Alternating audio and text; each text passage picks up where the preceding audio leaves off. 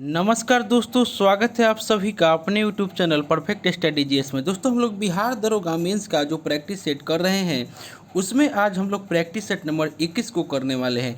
इससे पहले दोस्तों हम लोग 20 प्रैक्टिस सेट कर चुके हैं। अगर उसे आपने नहीं देखे हैं तो मेरे प्लेलिस्ट में जाकर उसे देख सकते हैं।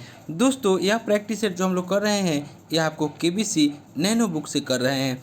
दोस्तों, आपसे एक रिक्वेस्ट है, आप मेरे चैनल पर नए हैं इसे सब्सक्राइब कर लें, इसे लाइक करना ना भूलें, दोस्तों में शेयर करें फेसबुक, व्हाट्सएप, टेलीग्राम के माध्यम से। और दोस्तों, अगर आपको इसका पीडीएफ चाहिए तो डिस्क्रिप्शन में हम टेलीग्राम का लिंक दे दिए हैं, आप लोग वहां से प्राप्त कर सकते हैं। और दोस्तों, आप लोग बेल आइकन को भी दबा दीजिएगा क्योंकि जो भी मैं वीडियो डालूंगा उसका नोटिफिकेशन आपको पहले प्राप्त होगा। दोस्तों, हम लोग इससे पहले ज्ञान बिंदु का आपको 10 प्रैक्टिस सेट जो था उसको हम लोग समाप्त कर चुके हैं। आपको प्लेटफॉर्म का वैल्यू 1 समाप्त कर चुके हैं। आपको एडोटेरिया का जो नया बुक आया हुआ है वह सुबह में हम चला रहे हैं, उसमें 6 प्रैक्टिस सेट समाप्त कर चुके हैं। अगर उसे आपने नहीं देखे हैं तो मेरे प्लेलिस्ट में जाकर उसे देख सकते हैं। तो चलिए दोस्तों, स्टार्ट करते हैं आज का प्रैक्टिस सेट।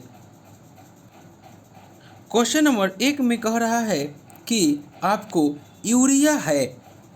एक का राइट आंसर हो जाएगा ऑप्शन नंबर ए, यानी कि एक नाइट्रोजन युक्त कार्बनिक यौगिक है। यूरिया एक कार्बनिक यौगिक है जिसका रासायनिक सूत्र जो होता है NH2 आपको CO होता है, यानी कि ऑप्शन नंबर ए इसका राइट आंसर हो जाएगा। नेक्स्ट देख लेते हैं क्वेश्चन नंबर 2 में आपको कह रहा है कि निम्नलिखित में कौन प्रतिजैविक औषधि है। 2 का राइट आंसर हो जाएगा ऑप्शन नंबर सी, यानी कि क्लोरैम्फेनिकोल। क्लोरैम्फेनिकोल जो है यह आपको प्रतिजैविक औषधि है। आपको ऑप्शन नंबर ए में जो दे रहा है क्विनीन, क्विनीन मलेरिया और वैसिलाइसिस रोग के लिए है। और उसके बाद ऑप्शन नंबर बी में जो दे रहा है सल्फा गुआनिडीन, यह आपको आंत्र संक्रमण और दुष्प्रभाव के लिए है। और ऑप्शन नंबर जो सी में दे रहा है यह आपको प्रतिजैविक औषधि है। और ऑप्शन नंबर डी में जो एस्पिरिन दे रहा है यह आपको दर्द निवारक है। इसका right answer option number C हो जाएगा। क्वेश्चन नंबर 3 में कह रहा है कि एक हाइड्रोकार्बन जिसमें कार्बन के 2 परमाणु द्विबंध द्वारा जुड़े होते हैं कहलाता है। 3 का राइट आंसर हो जाएगा ऑप्शन नंबर बी, यह आपको एल्कीन कहलाता है। नेक्स्ट देख लेते हैं। और एल्कीन का सामान्य सूत्र जो होता है आपको CnH2n होता है। नेक्स्ट देख लेते हैं क्वेश्चन नंबर 4 में आपको कह रहा है कि घड़ी में प्रयोग होने वाले क्वार्ट्ज क्रिस्टल होते हैं। 4 का राइट आंसर हो जाएगा ऑप्शन नंबर बी, यह आपको सिलिकॉन डाइऑक्साइड होते हैं। नेक्स्ट देख लेते हैं क्वेश्चन नंबर 5 में कह रहा है कि जो मनुष्य यह नहीं समझ पाता कि कब उसे भोजन करना रोक देना चाहिए, वह पीड़ित है। 5 का राइट आंसर हो जाएगा ऑप्शन नंबर ए, यानी कि बुलिमिया से। बुलिमिया नर्वोसा से पीड़ित व्यक्ति यह नहीं समझ पाता कि कब उसे भोजन बंद करना रोक देना चाहिए, यानी कि ऑप्शन नंबर ए इसका राइट आंसर हो जाएगा। नेक्स्ट देख लेते हैं। क्वेश्चन नंबर 5 में कह रहा है कि ये तो बोल दिए, यानी कि जो मनुष्य यह नहीं समझ पाता है कि कब उसे भोजन करना रोक देना चाहिए वह पीड़ित है। ऑप्शन नंबर ए हो जाएगा इसका राइट आंसर। क्वेश्चन नंबर 6 कह रहा है कि निम्न में कौन सा सुमेलित नहीं है, यानी कि नाइट्रोजन का स्थिरीकरण है और आपको जीव है और स्थिरीकरण फसल है। 6 का राइट आंसर हो जाएगा ऑप्शन नंबर डी। अजोला जो मक्का दे रहा है यह आपका सुमेलित नहीं है। अजोला, एनाबीना, नास्टाक, नीला हरिसवाल आदि जो है धान की फसलों में नाइट्रोजन स्थिरीकरण को बढ़ावा देता है और यह जीव उर्वरक की तरह कार्य करते हैं, यानी कि इसीलिए यह इसका right answer option number D हो जाएगा। नीला हरिसवाल धान सही है। राइजोबियम लेगुमिनस मटर और एजोटोबैक्टर गेहूं सही है। ऑप्शन नंबर डी जो है सुमेलित नहीं है। नेक्स्ट देख लेते हैं क्वेश्चन नंबर 7। करा कि यदि 100 ग्राम चीनी को आधा लीटर पानी में मिलाकर एक असंतृप्त चीनी का घोल तैयार किया जाता है तो निम्न में कौन सी भौतिक राशि नहीं बदलेगी। 7 का राइट आंसर हो जाएगा ऑप्शन नंबर डी, आयतन। नेक्स्ट देख लेते हैं। क्वेश्चन नंबर 8 में कह रहा है कि निम्नलिखित में कौन सा वायु प्रदूषक ऑक्सीजन की अपेक्षा अधिक शीघ्रता से रक्त के हीमोग्लोबिन में घुल जाता है? 8 का राइट आंसर हो जाएगा ऑप्शन नंबर सी, यानी कि कार्बन मोनोऑक्साइड। कार्बन मोनोऑक्साइड रक्त के हीमोग्लोबिन में ऑक्सीजन की अपेक्षा अधिक शीघ्रता से घुल जाता है। ऑप्शन नंबर सी इसका राइट आंसर हो जाएगा। नेक्स्ट देख लेते हैं क्वेश्चन नंबर 9 में आपको कह रहा है कि सर्वप्रथम मानव का हृदय प्रत्यारोपण हुआ था। 9 का राइट आंसर हो जाएगा ऑप्शन नंबर सी, यानी कि दक्षिण अफ्रीका में। प्रथम मानव हृदय प्रत्यारोपण आपको क्रिस बर्नार्ड के द्वारा 3 फरवरी 1967 को दक्षिण अफ्रीका में किया गया था। ऑप्शन नंबर सी इसका राइट आंसर हो जाएगा। क्वेश्चन नंबर 10 कह रहा है कि सिंधु घाटी सभ्यता की सबसे महत्वपूर्ण विशेषता क्या है? 10 का राइट आंसर हो जाएगा ऑप्शन नंबर ए, यानी कि पक्की ईंट से बनी इमारत। नेक्स्ट देख लेते हैं क्वेश्चन नंबर 11 कह रहा है कि चीनी यात्री सुंगयुन ने भारत यात्रा की थी। 11 का राइट आंसर हो जाएगा ऑप्शन नंबर ए, यानी कि 515 से 520 ईस्वी में। और इससे पहले भारत की यात्रा करने वाले यात्री फाहियान 399 से 414, इसके बाद यात्रा करने वाले चीनी यात्री ह्वेनसोंग 627 से 643। इसका राइट आंसर ऑप्शन नंबर ए हो जाएगा। क्वेश्चन नंबर 12 कह रहा कि कर्नाट वंश का अंतिम शासक कौन था? 12 का राइट आंसर हो जाएगा ऑप्शन नंबर ए, हरि सिंह। कर्नाट वंश का शासन काल जो था 1098 से आपको 1325 तक रहा और इस वंश को स्थापित करने का श्रेय नान्यदेव को है। नेक्स्ट देख लेते हैं क्वेश्चन नंबर 13 कह रहा कि हल्दी घाटी के युद्ध में महाराणा प्रताप की सेना के सेनापति कौन थे? 13 का राइट आंसर हो जाएगा ऑप्शन नंबर सी, हकीम खान। हल्दी घाटी का युद्ध जो हुआ था 1576 में मेवाड़ के शासक महाराणा प्रताप और मुगल शासक अकबर के बीच हुआ था और इस युद्ध में मुगल सेना का नेतृत्व राजा मान सिंह एवं राजपूत सेना का नेतृत्व स्वयं महाराजा प्रताप एवं अन्य सरदार, जिसमें अफगान सरदार हकीम खान सूर प्रमुख था। ऑप्शन नंबर सी इसका राइट आंसर हो जाएगा। क्वेश्चन नंबर 14 कहा कि थियोसॉफिकल सोसाइटी की स्थापना किसने की? 14 का राइट आंसर हो जाएगा ऑप्शन नंबर ए, यानी कि मैडम ब्लाडवस्की एवं कर्नल ऑलकॉट के द्वारा किया गया था और यह आपको 1875 ईस्वी में इनके द्वारा किया गया था और इसका मुख्यालय अमेरिका के न्यूयॉर्क में है और भारत में मद्रास के पास अड्यार तथा अड्यार इसका मुख्य अड्यार था और भारत में इसका मुख्यालय था मद्रास के अड्यार में। और इसका इसका उद्देश्य जो था धर्म को आधार बनाकर समाज सेवा करना और धार्मिक एवं भाईचारे की भावना को बढ़ावा और प्राचीन धर्म दर्शन के अध्ययन को सहयोग करना था और भारत में इसे फैलाने का श्रेय एनी बेसेंट को जाता है। इसका राइट आंसर ऑप्शन नंबर ए हो जाएगा। क्वेश्चन नंबर 15 कह रहा कि सेंड्रोकोटस से चंद्रगुप्त मौर्य की पहचान किसने की? 15 का राइट आंसर हो जाएगा option number A, William Jones ने। नेक्स्ट देख लेते हैं क्वेश्चन नंबर 16 कह रहा कि हुमायूं ने चुनार दुर्ग पर प्रथम बार आक्रमण कब किया? 16 का राइट आंसर हो जाएगा ऑप्शन नंबर ए, 1532 ईस्वी में। नेक्स्ट देख लेते हैं क्वेश्चन नंबर 17 में आपको कह रहा है कि कांग्रेस के नरम दल के नेताओं के आंदोलन की पद्धति थी। 17 का राइट आंसर हो जाएगा ऑप्शन नंबर बी, यानी कि राज वाम वृद्ध आंदोलन। कांग्रेस के नरम दल के नेताओं के आंदोलन की प्रमुख पद्धति राज वाम वृद्ध आंदोलन थी और इनका मुख्य लक्ष्य प्रशासन में भारतीयों की भागीदारी तथा जनता में राजनीतिक जागरूकता उत्पन्न करना था, यानी कि ऑप्शन नंबर बी इसका राइट आंसर हो जाएगा। क्वेश्चन नंबर 18 में कह रहा है कि रॉलेट एक्ट कब पारित हुआ था? 18 का राइट आंसर हो जाएगा ऑप्शन नंबर ए, 1919 में। 17 मार्च 1919 को केंद्रीय विधान परिषद से पास हुआ विधेयक रॉलेट एक्ट के नाम से जाना गया और इस कानून के अनुसार अंग्रेजी सरकार जिसको चाहे जब तक चाहे बिना मुकदमा चलाए जेल में रख सकती थी और इस कानून के द्वारा व्यक्तिगत स्वतंत्रता को सीमित किया गया। ऑप्शन नंबर ए इसका राइट आंसर हो जाएगा। 19 में कह रहा है कि सत्यार्थ प्रकाश की रचना की गई थी। 19 का राइट आंसर हो जाएगा ऑप्शन नंबर डी, यानी कि स्वामी दयानंद सरस्वती के द्वारा और इसकी स्थापना सत्यार्थ प्रकाश की रचना स्वामी दयानंद सरस्वती के द्वारा किया गया था और दयानंद सरस्वती ने 1875 में आर्य समाज की स्थापना बम्बई में की थी और इन्होंने एक नारा दिया था, वेदों की ओर लौटो। नेक्स्ट देख लेते हैं क्वेश्चन नंबर 20 में कह रहा है कि गांधी इरविन समझौते के हस्ताक्षरित होने में किसने महत्वपूर्ण भूमिका निभाई? 20 का राइट आंसर हो जाएगा ऑप्शन नंबर सी यानी कि तेज बहादुर सप्रू। नेक्स्ट देख लेते हैं क्वेश्चन नंबर 21 में आपको कह रहा है कि क्वेश्चन नंबर 21 में कह रहा है कि निम्नलिखित अखबारों में से कौन सा मुक्त उग्रवादियों की गतिविधियों का प्रचारक था। 21 का राइट आंसर हो जाएगा ऑप्शन नंबर बी लीडर समाचार पत्र मुक्त उग्रवादियों की नीतियों का प्रचारक था और इनके संपादक मदन मोहन मालवीय थे। नेक्स्ट देख लेते हैं क्वेश्चन नंबर 22 कह रहा कि पानीपत का प्रथम युद्ध कब लड़ा गया था। 22 का राइट आंसर हो जाएगा ऑप्शन नंबर ए 1526 ईस्वी में।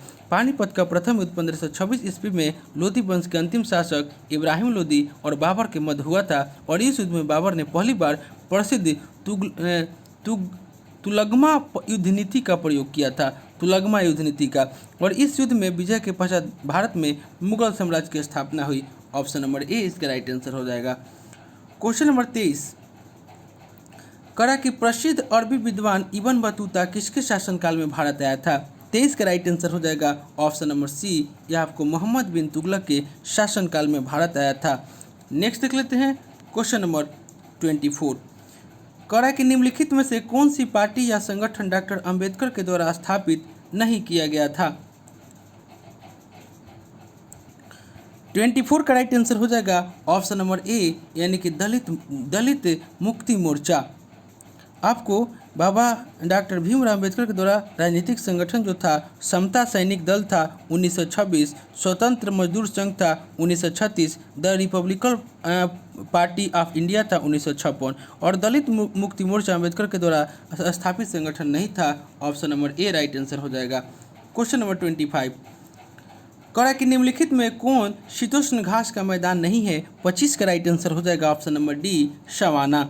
नेक्स्ट देख लेते हैं क्वेश्चन नंबर 26 करा कि निम्नलिखित में से कौन गुजरात का बंदरगाह कस्बा नहीं है। 26 का राइट आंसर हो जाएगा ऑप्शन नंबर ए जामनगर गुजरात का बंदरगाह कस्बा नहीं है। ऑप्शन नंबर ए इसका राइट आंसर हो जाएगा। क्वेश्चन नंबर 27 करा कि निम्न नदियों में से किसका सर्वाधिक बड़ा जल ग्रहण क्षेत्र है। 27 का राइट आंसर हो जाएगा ऑप्शन नंबर सी गोदावरी का। गोदावरी महाराष्ट्र के नासिक जिले से निकलती है। यह प्रायद्वीपीय भारत की सबसे लंबी नदी है और इसके बाद कृष्णा महानदी नर्मदा और कावेरी का स्थान आता है। ऑप्शन नंबर सी इसका राइट आंसर हो जाएगा। 28 करा कि निम्नलिखित शैल तंत्रों में से कौन भारत के कोयला यानी कि नीचियो यानी कि डिपॉजिट्स का प्रमुख स्रोत है। 28 का राइट आंसर हो जाएगा ऑप्शन नंबर बी यानी कि गोंडवाना तंत्र। गोंडवाना काल के चट्टानों में आधुनिक भारत की विशाल कोयला राशि जमा पाई जाती है। ऑप्शन नंबर बी इसका राइट आंसर हो जाएगा। क्वेश्चन नंबर 29 करा कि दामोदर जिसकी सहायक नदी है वह है। 29 का राइट आंसर हो जाएगा ऑप्शन नंबर बी यानी कि हुगली। नेक्स्ट देख लेते हैं क्वेश्चन नंबर 30 में कहा कि निम्नलिखित में से कौन सा देश विश्व का सबसे अधिक यूरेनियम उत्पादन करने वाला देश है। 30 का राइट आंसर हो जाएगा ऑप्शन नंबर ए यानी कि कजाकिस्तान। विश्व का सबसे अधिक यूरेनियम उत्पादन करने वाला देश कजाकिस्तान है। नेक्स्ट देख लेते हैं क्वेश्चन नंबर 31 में आपको कह रहा है कि निम्न में किस क्षेत्र में भूमध्य सागरीय जलवायु प्रचलित नहीं है।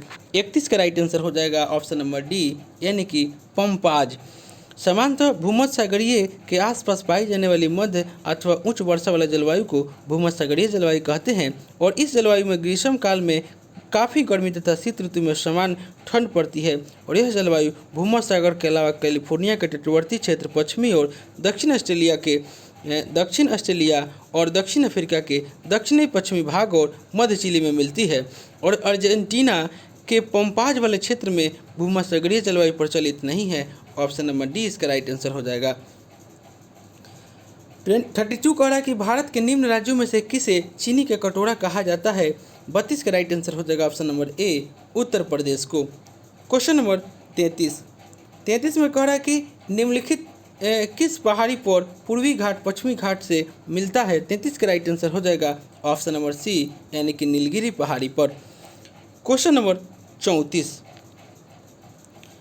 कह रहा है कि निम्नलिखित में से किस स्थान में सबसे कम वर्षा होती है।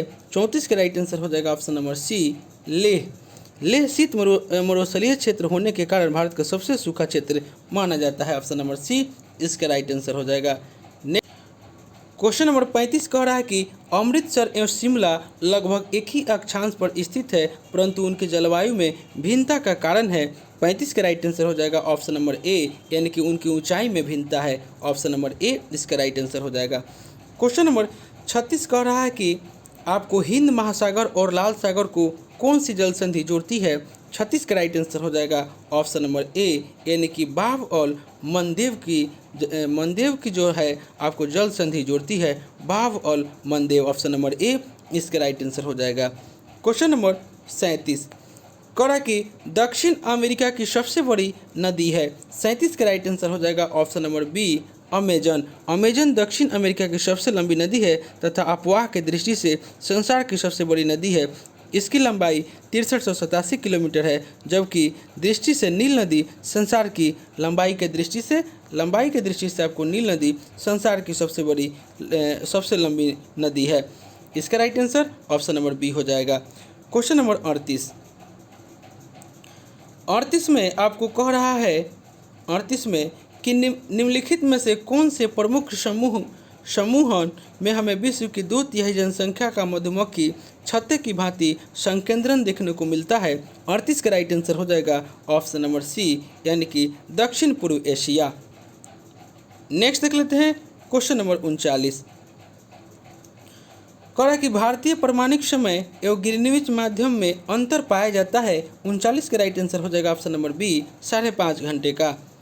क्वेश्चन नंबर आपको 40 में आपको कह रहा है कि एस्किमो निवासी है। 40 का राइट आंसर हो जाएगा ऑप्शन नंबर ए, यानी कि कनाडा के। क्वेश्चन नंबर 41 कह रहा है कि निम्नलिखित आदिवासी समुदायों में से कौन सा निग्रिटो प्रजाति का है। 41 का राइट आंसर हो जाएगा ऑप्शन नंबर सी, यानी कि शेमांग। शेमांग जो है ये आपको निग्रिटो प्रजाति के हैं। क्वेश्चन नंबर 42 कह कि हिमालय पर्वत की उन्नति संबंधित है। 42 का राइट आंसर हो जाएगा ऑप्शन नंबर डी, यानी कि नवीन वलयाकृत पर्वत समूह से। ऑप्शन नंबर डी इसका राइट आंसर हो जाएगा। क्वेश्चन नंबर 43 कह कि भारत का प्रथम उर्वरक प्लांट स्थापित किया गया था। 43 का राइट आंसर हो जाएगा ऑप्शन नंबर सी, यानी कि बेलूगोला में। भारत का पहला उर्वरक प्लांट तमिलनाडु के रानीपेट में आपको 1906 में स्थापित किया गया और इसी क्रम में 1938 में बेलूगोला तथा 1947 में अलवाय में स्थापित किया गया। लेकिन सही मायने में उर्वरक क्षेत्र का विकास 1951 में सिंदरी में स्थापित उर्वरक प्लांट से हुआ। ऑप्शन नंबर सी इसका राइट आंसर हो जाएगा।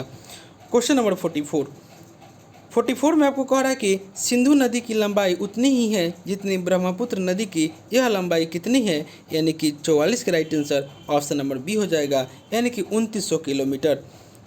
नेक्स्ट देख लेते हैं क्वेश्चन नंबर 45 में आपको कह रहा है कि धन विधेयक कहाँ पर स्थापित किया जाता है। 45 का राइट आंसर हो जाएगा ऑप्शन नंबर ए, यानी कि लोकसभा में। संविधान के अनुच्छेद 110 के अनुसार धन विधेयक को राष्ट्रपति की सहमति से लोकसभा में पेश किया जाता है और लोकसभा के द्वारा पारित किए जाने के बाद इसे राज्यसभा में भेजा जाता है। जब राज्यसभा को धन विधेयक भेजा जाता है तो उसके साथ लोकसभा अध्यक्ष का यह प्रमाण पत्र संलग्न होता है कि वह विधेयक धन विधेयक है। ऑप्शन नंबर ए इसका राइट आंसर हो जाएगा। क्वेश्चन नंबर 46 कह कि संविधान के अंतर्गत उच्चतम न्यायालय से विधि के प्रश्न पर राय लेने का अधिकार किसको है। 46 का राइट आंसर हो जाएगा ऑप्शन नंबर ए, राष्ट्रपति को। संविधान के अनुच्छेद 143 के तहत किसी समय राष्ट्रपति को प्रतीत होता है कि विधि या तथ्य का कोई ऐसा प्रश्न उत्पन्न हुआ या उत्पन्न होने की संभावना है जो ऐसी प्रकृति का हो, ऐसे व्यापक महत्व का है कि उस पर उच्चतम न्यायालय की राय प्राप्त करना समीचीन है, तो राष्ट्रपति उच्चतम न्यायालय से यह राय मांग सकता है, यानी कि ऑप्शन नंबर ए इसका राइट आंसर हो जाएगा। 47 में कह रहा है कि कोई विधेयक धन विधेयक है या नहीं, इसका निर्णय कौन करता है। 47 का राइट आंसर हो जाएगा ऑप्शन नंबर बी, लोकसभा अध्यक्ष। क्वेश्चन नंबर 48 में आपको कह रहा है कि लोकसभा अध्यक्ष को उसके कार्यकाल की समाप्ति के पूर्व पद से हटाया जा सकता है। 48 का राइट आंसर हो जाएगा ऑप्शन नंबर बी, यदि लोकसभा इस आशय का प्रस्ताव पारित कर दे। ऑप्शन नंबर बी इसका राइट आंसर हो जाएगा। नेक्स्ट देख लेते हैं क्वेश्चन नंबर 49 49 में कह रहा है कि निम्नलिखित में से राज्यों के किस युग्म को लोकसभा में समान सीटें प्राप्त है। 49 का राइट आंसर हो जाएगा option number B, Andhra Pradesh तथा राजस्थान। आंध्र प्रदेश में आपको लोकसभा के 25 सीट है और उसके बाद राजस्थान में भी 25 सीट है। ऑप्शन नंबर बी इसका राइट आंसर हो जाएगा। क्वेश्चन नंबर 50 कह रहा है कि लोकसभा की बैठक समाप्त की जा सकती है। 50 का राइट आंसर हो जाएगा ऑप्शन नंबर डी, यानी कि उपरोक्त सभी के द्वारा, स्थगन के द्वारा, सत्रावसान के द्वारा और विघटन के द्वारा। ऑप्शन नंबर डी इसका राइट आंसर हो जाएगा। क्वेश्चन नंबर 51 कह रहा है कि भारत की संचित निधि से धन निधि पर किसका नियंत्रण है। 51 का राइट आंसर हो जाएगा ऑप्शन नंबर डी, उपयुक्त में से कोई नहीं। भारत की संचित निधि पर संसद का नियंत्रण होता है और संसद समय समय पर जिस मद पर व्यय को आवश्यक समझे खर्च की अनुमति दे सकती है। ऑप्शन नंबर डी इसका राइट आंसर हो जाएगा। क्वेश्चन नंबर 52 कह रहा है कि निम्नलिखित भारतीय राज्यों में से किसकी राज्य विधानसभा में सदस्यों की संख्या अधिक है। 52 में कह रहा है कि निम्नलिखित भारतीय राज्यों में से किसकी राज्य विधानसभा में सदस्यों की संख्या अधिक है। 52 का राइट आंसर हो जाएगा option number B, Himachal Pradesh की। भारतीय संविधान के भाग 6 के अनुच्छेद 170 में राज्यों के लिए विधानसभा के गठन का प्रावधान किया गया है और विधानसभा के प्रतिनिधियों को प्रत्यक्ष मतदान से बेशक मताधिकार के द्वारा निर्वाचित किया जाता है और इसकी अधिकतम संख्या जो है आपको 500 है और न्यूनतम 60 है। और हिमाचल प्रदेश में आपको 68 सदस्य है, 68। ऑप्शन नंबर बी इसका राइट आंसर हो जाएगा। क्वेश्चन नंबर 53 कह रहा है कि राज्य लोक सेवा आयोग का अध्यक्ष किसके द्वारा नियुक्त किया जाता है। 53 का राइट आंसर हो जाएगा ऑप्शन नंबर सी, यानी कि राज्य के राज्यपाल के द्वारा। राज्य लोक सेवा आयोग के अध्यक्ष तथा सदस्यों की नियुक्ति संविधान के अनुच्छेद 315 के तहत आपको संबंधित राज्य के राज्यपाल के द्वारा की जाती है। ऑप्शन नंबर सी इसका राइट आंसर हो जाएगा। क्वेश्चन नंबर 54 कह रहा है कि निम्नलिखित में से किस अनुच्छेद के अंतर्गत वित्त आयोग के गठन का प्रावधान किया गया है। 54 का राइट आंसर हो जाएगा ऑप्शन नंबर ए, यानी कि अनुच्छेद 280 के अंतर्गत। और भारतीय संविधान के अनुच्छेद 280 के अंतर्गत अर्ध न्यायिक निकाय के रूप में वित्त आयोग की व्यवस्था की गई है और इसका गठन राष्ट्रपति के द्वारा हर 5वें वर्ष आवश्यकता अनुसार उससे पहले भी किया जा सकता है। अब तक 15 वित्त आयोग का गठन किया जा चुका है और प्रथम वित्त आयोग का गठन राष्ट्रपति के द्वारा 1951 में किया गया था। ऑप्शन नंबर ए इसका राइट आंसर हो जाएगा। क्वेश्चन नंबर 55 में आपको मिलान करना है, यानी कि संघीय सूची है और आपको इससे मिलान करना है। 55 का right answer option number B हो जाएगा, यानी कि संघीय सूची जो है वह 97 प्रविष्टियाँ है। उसके बाद राज्य सूची में आपको 66 प्रविष्टियाँ और समवर्ती सूची में 47 प्रविष्टियाँ है, यानी कि ऑप्शन नंबर बी इसका राइट आंसर हो जाएगा। क्वेश्चन नंबर 56 कह रहा है कि लोकसभा में राज्यवार सीटों का आवंटन 1971 की जनगणना पर आधारित है।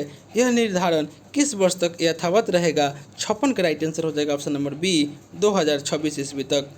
नेक्स्ट देख लेते हैं क्वेश्चन नंबर 57 कह रहा है कि निम्नलिखित में से किस संविधान संशोधन अधिनियम को लघु संविधान कहा गया है। 57 का राइट आंसर हो जाएगा ऑप्शन नंबर ए, यानी कि 42वें संविधान संशोधन को। नेक्स्ट देख लेते हैं क्वेश्चन नंबर ऑप्शन नंबर ए इसका राइट आंसर हो जाएगा। 58 में आपको कह रहा है कि उच्चतम न्यायालय के न्यायाधीशों की संख्या में वृद्धि करने की शक्ति किसके पास है। 58 का राइट आंसर हो जाएगा ऑप्शन नंबर सी, यानी कि संसद के पास। अनुच्छेद 124 के अनुसार संसद को उच्चतम न्यायालय की स्थापना, गठन, आधिकारिकता और शक्तियों का विनियमन करने के लिए विधि बनाने की शक्ति है। ऐसे विधान के अधीन रहते हुए उच्चतम न्यायालय एक मुख्य न्यायाधीश और 30 अन्य न्यायाधीशों के मिलकर बनेगा। ऑप्शन नंबर सी इसका राइट आंसर हो जाएगा। क्वेश्चन नंबर 59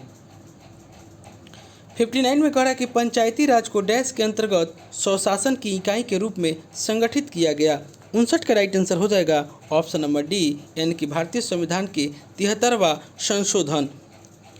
संविधान के 73वें संशोधन 1992 के द्वारा पंचायती राज को स्वशासन की इकाई के रूप में संगठित किया गया।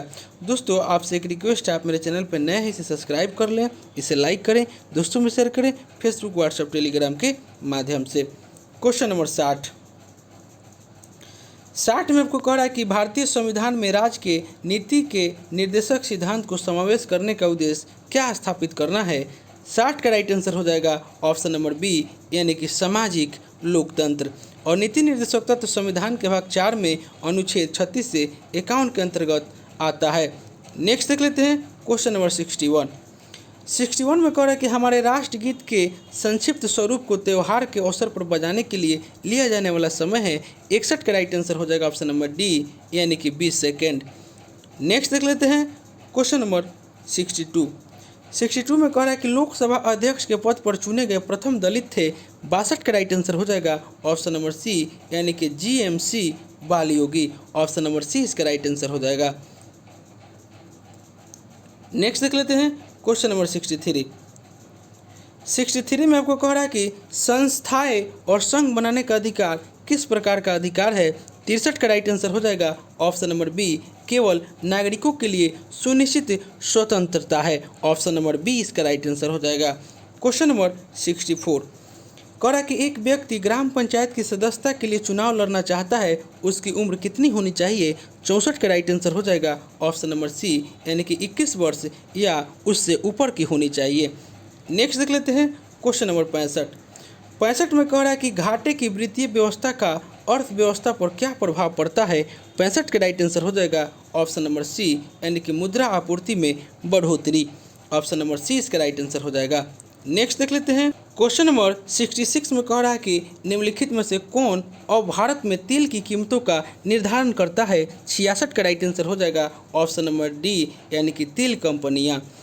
नेक्स्ट देख लेते हैं क्वेश्चन नंबर 67 कह रहा है कि हिंदू वृद्धि दर किससे संबंधित है 67 का राइट आंसर हो जाएगा ऑप्शन नंबर बी यह आपको GDP से संबंधित है। क्वेश्चन नंबर 68 में आपको दे रहा है यानी कि ग्रामीण क्षेत्रों में नगरीय सुविधाएं प्रदान करना प्रारूप किसके द्वारा प्रस्तावित किया गया था 68 का राइट आंसर हो जाएगा ऑप्शन नंबर ए यह आपको APJ अब्दुल कलाम के द्वारा प्रस्तावित किया गया था। क्वेश्चन नंबर 69 में आपको कह रहा है कि भारत सरकार के द्वारा महिला एवं बाल विकास के लिए स्वतंत्र मंत्रालय कब स्थापित किया गया 69 का राइट आंसर हो जाएगा ऑप्शन नंबर ए 1985 में स्थापित किया गया था। नेक्स्ट देख लेते हैं क्वेश्चन नंबर आपको 70 में कह रहा है कि भारत सरकार ने अखिल भारतीय थोक कीमत सूचकांक के लिए आधार वर्ष 2004 से 5 बदलकर किस वर्ष को बनाया 70 का राइट आंसर हो जाएगा ऑप्शन नंबर बी यानी कि 2011 से 12 को बनाया।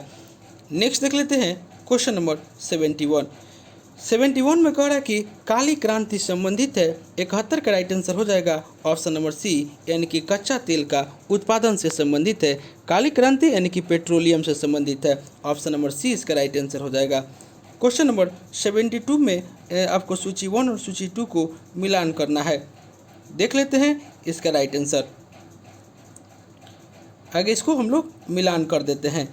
आपको दे रहा है स्तंभ 1 और स्तंभ 2 यानी कि ओपल जनरल लाइसेंस जो है यह आपका विदेशी व्यापार से हो जाएगा यानी कि 1 और 2 और ट्राइसेम जो है यह आपको रोजगार से हो जाएगा। उसके बाद थोक मूल्य सूचकांक जो है वो आपको मुद्रास्फीति से हो जाएगा और नकदी रिजर्व आपको ऋण नियंत्रण से हो जाएगा। इसका देख लेते हैं इसका राइट आंसर हम देख लेते हैं ऑप्शन नंबर ए हो जाएगा यानी कि ओपन जनरल लाइसेंस जो है वह आपको विदेशी व्यापार से यानी कि 1 का 2 ट्राइसेम रोजगार से बी का 1 थोक मूल्य सूचकांक मुद्रास्फीति यानी कि सी का 4 और डी का 3 हो जाएगा। ऑप्शन नंबर ए इसका राइट आंसर हो जाएगा। क्वेश्चन नंबर 73 में कह रहा है कि नई मुद्रा यूरो किस वर्ष में प्रारंभ की गई 73 का राइट आंसर हो जाएगा ऑप्शन नंबर डी यानी कि 1999 में प्रारंभ की गई। आपको ऑप्शन नंबर डी इसका राइट आंसर हो जाएगा 1999। नेक्स्ट देख लेते हैं क्वेश्चन नंबर 74 कह रहा है कि पुस्तक 1984 किसके द्वारा लिखी गई है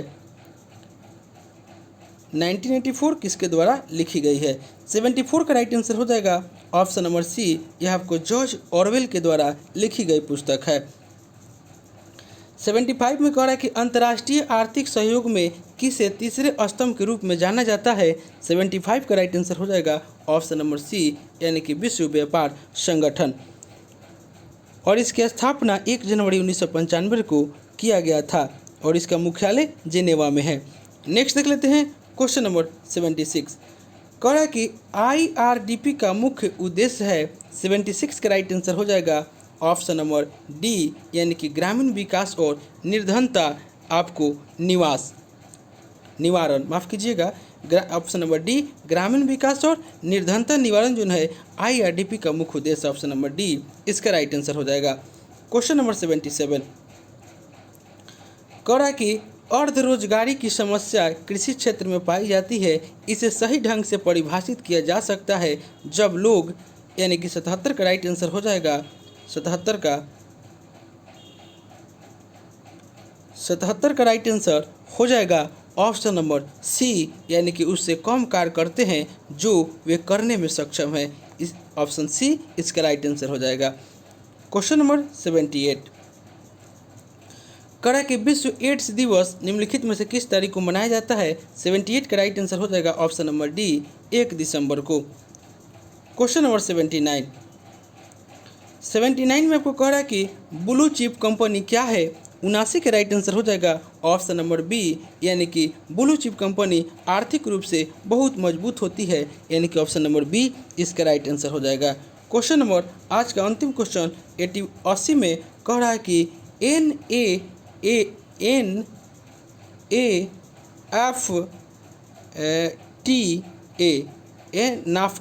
नाफ्टा के सदस्य है, यह आपको बताना है, यानी कि 80 का राइट आंसर हो जाएगा ऑप्शन नंबर ए, यानी कि USA, कनाडा और मैक्सिको, ऑप्शन नंबर ए इसका राइट आंसर हो जाएगा।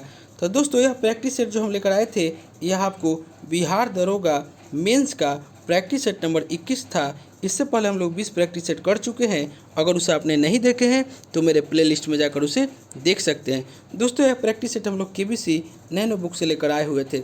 दोस्तों आपसे एक रिक्वेस्ट है, आप मेरे चैनल पर नए हैं इसे सब्सक्राइब कर लें, इसे लाइक करना ना भूलें, दोस्तों में शेयर करें फेसबुक, व्हाट्सअप, टेलीग्राम के माध्यम से। तो चलिए दोस्तों मिलते हैं नेक्स्ट वीडियो में, तब तक के लिए धन्यवाद।